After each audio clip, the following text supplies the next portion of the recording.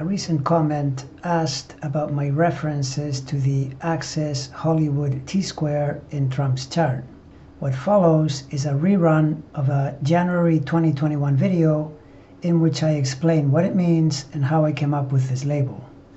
You can also check out other relevant videos via links in the description of today's video. Those links will take you to the follow-up stories on the matter.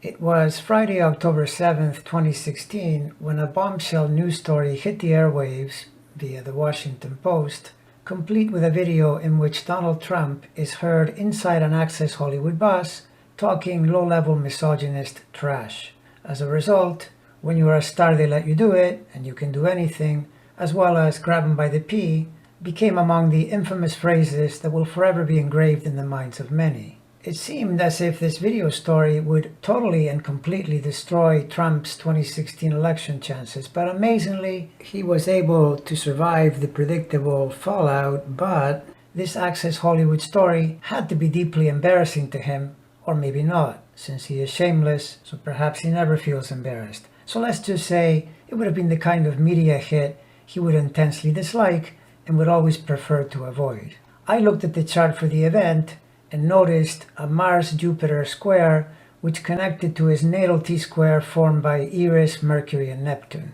These two transiting planets putting pressure on his T-square reminded me that this is the way astrology tends to work.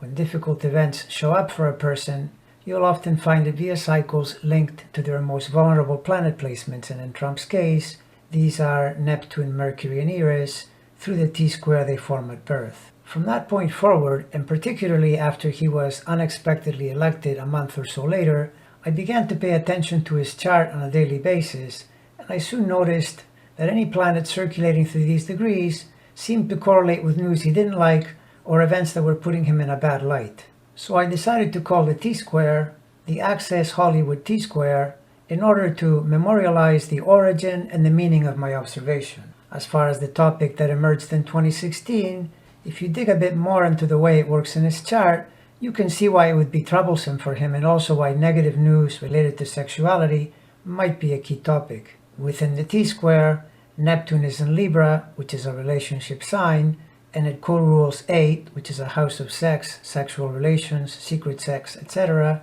Mercury is in the 12th of hidden sexual affairs, karmic retribution, and general karmic loss, and Eris is Eris. If you want trouble from women, just link to this trans-Plutonian planet and you're going to find it.